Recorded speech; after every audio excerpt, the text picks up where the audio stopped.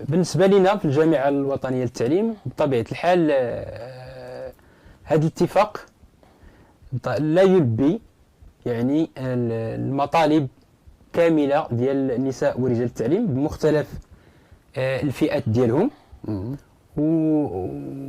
والمطالب اللي رفعها الحراك التعليمي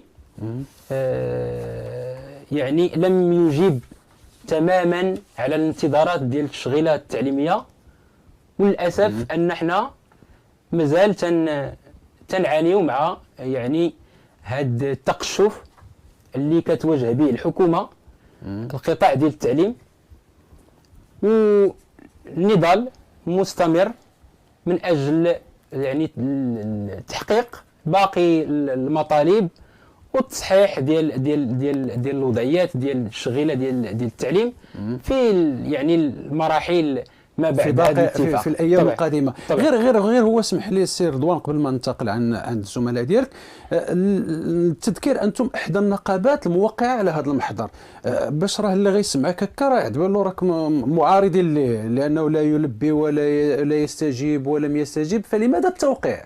لماذا وقعتم عليه؟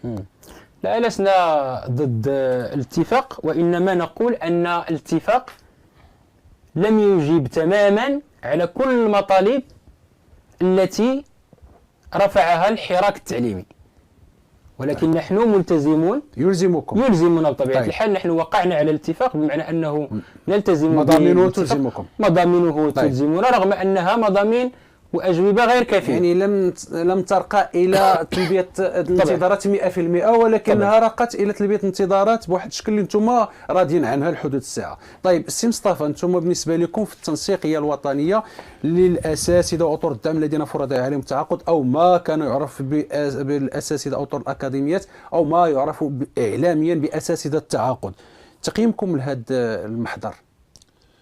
شكرا سي بشكل عام على الاستضافة من أجل تنوير الرأي العام الوطني بخصوص مستجدات الساحة التعليمية، اللي مع كامل الأسف هذا المحضر محضر 26 دجنبير لم يجب على مطالب نساء ورجال التعليم، بل أكثر من ذلك ساهم في بقاء الاحتقان على مستوى القطاع. وخير دليل على ذلك هي الوقفات والمسيرات الاحتجاجية لأمس الخميس 28 دجنبير بعد يومين على توقيع هذا الاتفاق.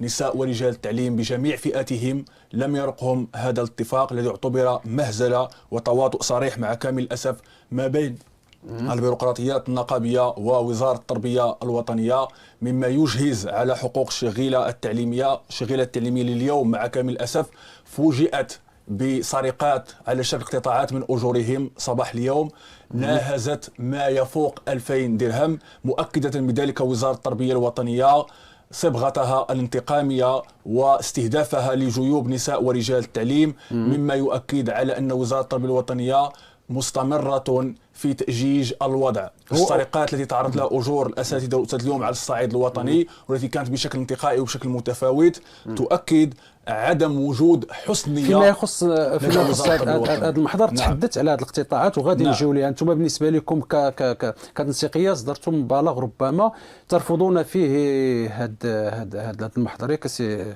أصدر البلاغ باسم التنسيق الوطني لقطاع التعليم باستثناء نقابة الجامعة الوطنية للتعليم التوجه الديمقراطي يرفض ما جاء في هذا المحضر، والتنسيق الوطني لأساتذة أطر الدعم الذين فرض عليهم التعاقد. احنا معنا ممثل ديال التنسيق الوطني لقطاع التعليم. المحضر هذا علاش؟ أكيد الرفض ديالنا ربما السي رضوان راه سهل علينا المأمورية وربما وضح سبب تاع الرفض ديالنا، واننا رفضنا تكون عندنا ازدواجيه، نكونوا منسجمين. السي تحدث باسم النقابه ماشي باسم التنسيق. اكيد لا الجامعه قلنا الوطنيه للتعليم مادام قبلات بهذا الاتفاق وحنا كتنسيق وطني رفضناه. علاش؟ لحقاش باش ما يكونش عندنا ازدواجيه في الخطاب، هذه المساله الاولى، ونكونوا منسجمين مع نفسنا. كانت ملفات مطلبيه اللي اشتغلنا عليها يعني مده طويله وحددناها، وكان ميثاق شرف اشتغلنا عليه لمده اليوم كامل نهار 21 اكتوبر ووقعنا عليه. وربما كاين في هذه المساله اللي ذكرتي بان استقلاليه في اتخاذ القرار، وهذه ما كايناش، بالعكس كنا اي مكون من المكونات سيتخذ قرارا الا في تعليق الاشكال النضاليه. لا نهائيا ما كايناش هذه.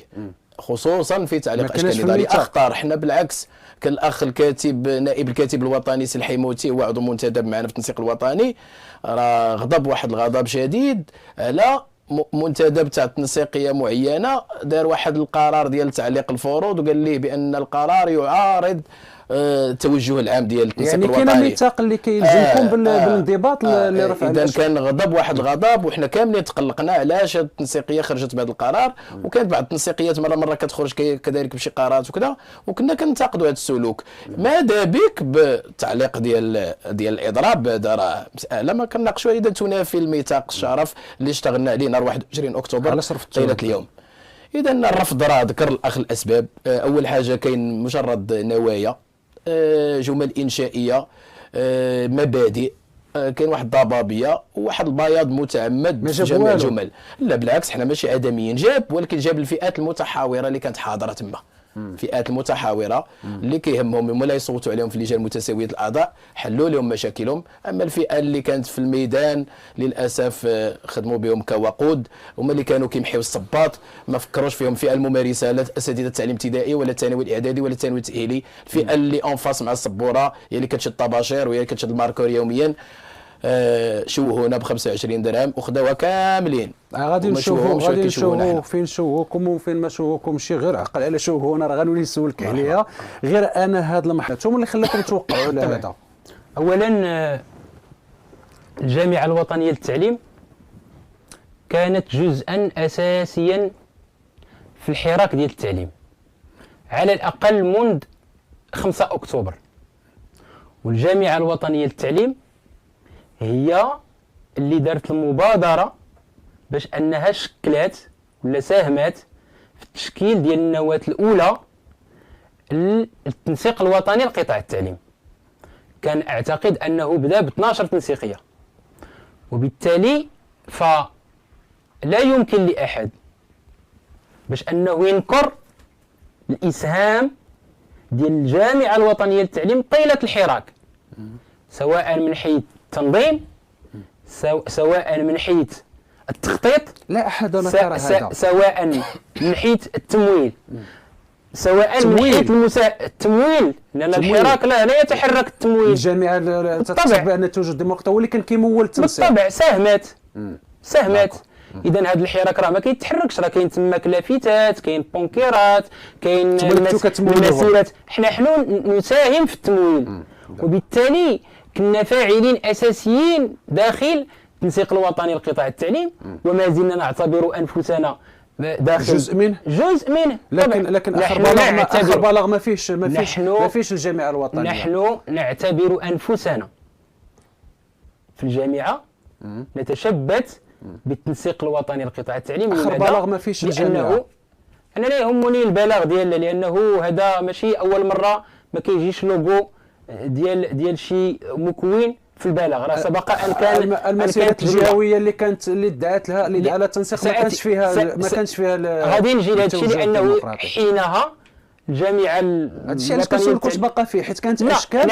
كان بلاغ الا سمحتي لي سي رضوان، كان بلاغ ما فيهش الجامعه ما فيهش التوجه الديمقراطي، كانت مسيره واشكال نضالي ما فيهش التوجه الديمقراطي. هادشي علاش كنسولك واش باقا فيه او انسحبت او علقت المشاركه. نحن نعتبر في الجامعه الوطنيه للتعليم نعتبر انفسنا ما زلنا داخل التنسيق الوطني لقطاع التعليم، بما يعني الوحده النضاليه من اجل مطالب ديال النساء رجال التعليم التي هي متجدده وهي في قطاع حيوي، بمعنى انها تجد. ساعود الى السؤال اللي هو الفرق ما بين هذا بين جوج تاع المحاضر ديال اللي 10 ما كنتوش فيهم دو جانبير، ديال 10 و18، وخاصه ديال 10 دو جانبير والمحضر ديال 26 دو جانبير اللي كنتو كترفضوهم. بالطبع. وهذا نحن رفضنا محضر ديال 10 دو جانبير من داخل التنسيق الوطني لقطاع التعليم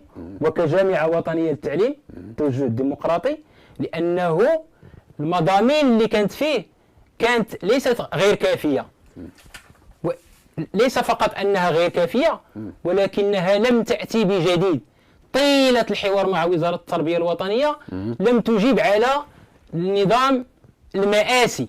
اول نقطه في المحضر ديال 10 دجنبير انه يتحدث عن تعديل في مضامين ديال النظام ديال 23 819 اللي كنسميوه حنا المرسوم ديال المآسي. وبالتالي كان المطلوب ديال الجامعه الوطنيه للتعليم وسط التنسيق الوطني لقطاع التعليم، اول نقطه والمطلب الاساسي هو سحب ديال النظام المآسي وتعويضه والغاؤه وتعويضه بمرسوم جديد برقم جديد. هذا المطلب الاساسي ذو اطر الدعم المفروض عليهم التعاقد. واش كتشوفوا كاين شي فرق ما بين هذا المحضر ديال 10 ديال 26 دجنبير والمحضر ديال 10 دجنبير؟ كاين شي فرق بالنسبه لكم؟ بالنسبة لنا أن هذه المحاضر كلها جاءت لتلتف على مطالب نساء ورجال التعليم ولم تجيب عليها. سي مصطفى غير الله يستر عليك، غير باش ما نقطعش انا ونستغلوا حتى وقتنا، انا سولتك سؤال محدد، واش كاين الفرق بيناتهم؟ الالتفاف من عدمه هذاك موقفكم راه معروف. غير واش بان لك انت كمتتبع اكيد راه قريتي كاع هذه المحاضر واكيد عارفهم، في الفرق بين هذا المحضر هذا وهذا المحاضر اللي سبقاته؟ وسبقوا قبل واحد المحضر اخر السي هشام ما شرتيش ليه، هو المحضر ديال 22 دجنبير 2022 اللي كان مع الجامعه الوطنيه للتعليم. لا كنهضر على ما بعد صدور النظام الاساسي. نعم نعم ما بعد صدور النظام الاساسي كان حاليا 4 المحاضر اللي توقعت، محضر 10 دجنبير 18 دجنبير 22 دجنبير مع الجامعه الوطنيه للتعليم. هذاك ديال الالتحاق بالحوار ما فيه شي حاجه. هذاك هو اللي غادي يفسر لنا اللي غيفسر لنا ما الفرق بين اتفاق 26 دجنبير والمحاضر الاخرى. الفرق بينهما اولا هو ان هذا المحضر موقع من طرف 5 نقابات تعليميه ماشي 4 بمعنى انضمت نقابه اخرى، هي الاخرى مع كامل الاسف اجهزت على مطالب نساء ورجال التعليم، لان محضر 26 دجنبير هو الاخر لم يقدم الاجابه على مطالب نساء ورجال التعليم التي كانت ترفعها. السي رضوان تحدث على انه تم الغاء النظام الاساسي. لا سيدي الكريم، لم يلغى النظام الاساسي، لان عندما نستعمل مفهوم الالغاء من الناحيه القانونيه، الالغاء يستوجب اصدار مرسوم خاص بالالغاء، تكون فيه ماده فريده تقضي بالغاء المرسوم السالف الذكر. لم يتم هذا الامر.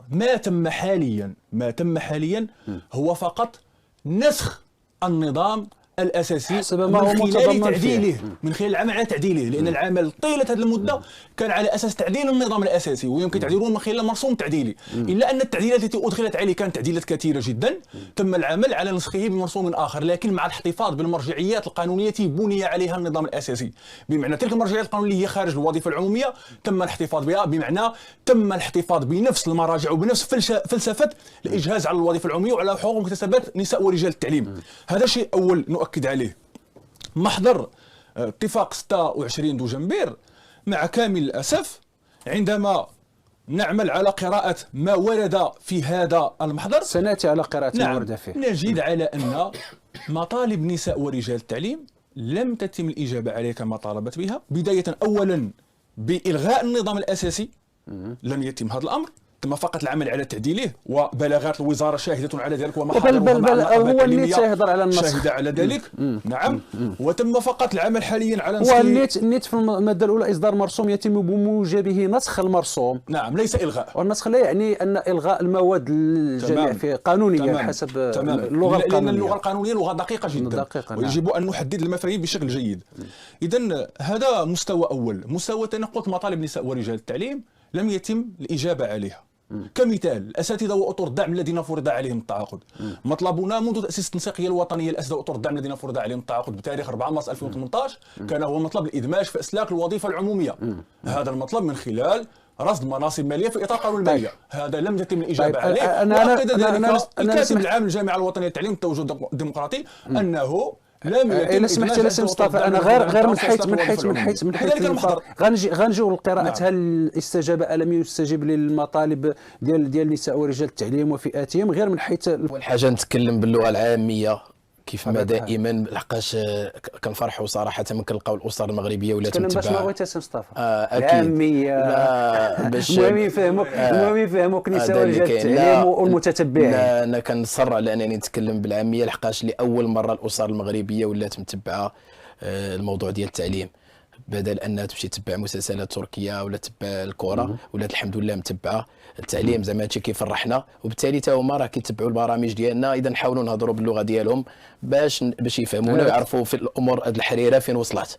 اذا انا كنظن صراحه هذا الاتفاق الاخير تاع 26 دجنبر 2023 اخطر بكثير من الاتفاقين اللي قبل، سواء تاع 10 دجنبر. في كتجي الخطوره؟ الخطوره واضحه، هو ان دابا ولات كتمارس علينا السياسه، ما بقاتش كتمارس علينا النقابه، والامور فاتت النقابي. شكون اللي كيمارس عليكم السياسه وماشي النقابه؟ اكيد مع اطراف كثيره، الوزاره حتى هي كذلك، راه مع الحلفاء السياسيين اللي كيحضروا معنا، راه كاين ناس بعاد على القطاع وكيشتغلوا مع السي شاكب بن موسى كيعاونوه، اكيد مشكل كبير. اذا علاش كنقول اخطر؟ اول حاجه هو ان